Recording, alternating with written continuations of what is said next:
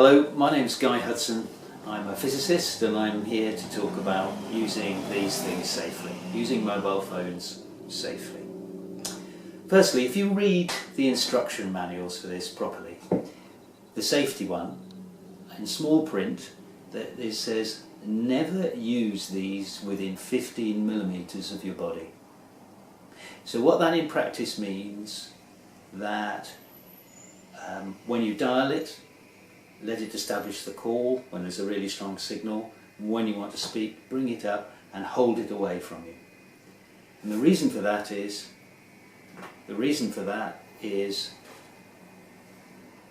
the further away from the signal, from the aerial here, the weaker the signal and the less damage it's going to do to you.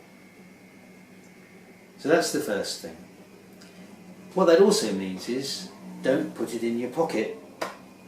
Don't carry this in your pocket. Always put it in a bag of some kind. Even blokes as well. Carry a small rucksack. Put it in that. Don't have it in your trouser pocket. It's not good for you. Now, you can also, a lot of phones these days have got speakers, more sophisticated phones have got speakers, so you can use it like that. That also keeps a good distance away from you. Problem is your phone call is not private. And then what you can do is you can use a headset, and that keeps the phone nice and away from you. And actually you could see on a smartphone, you can see what's going on the smartphone. You might have got other things like texts coming in and all that kind of stuff. So plug the headset in. Now this is a special headset. So you've got the ordinary wire, you've got the unit here, that is the microphone, and it's got an on-off switch, but it's also got the loudspeaker in it. The loudspeaker's normally in this ear bit, but in this one it's down there, and here there's just an air tube. So this is called an air tube headset. And so you put that in your ear, and this bit you put in here is just a piece of plastic. There's no magnetic fields coming out of it. And they're really nice to use, the sound quality is good. So air tube headsets are the way to go. Using these in a car, the latest research shows that a quarter of accidents involve somebody using a mobile phone. And the added factor that they're discovering is that the mobile phone slows our thinking. So it's not only distracting attention and all that sort of stuff, but it slows our thinking. So if you want to use one of these while you're travelling in a car, stop and make the phone call.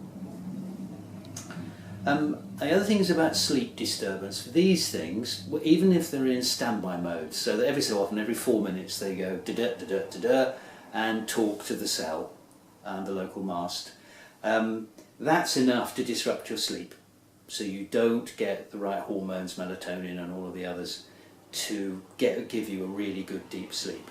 So what you've got to get used to, you've got to know how to put on flight mode, and normally that means a little aeroplane symbol coming up, and that shuts down all the transmitters here. So if you want to use one of these as an alarm to wake you up in the morning, make sure you put it on flight mode and keep it away from you.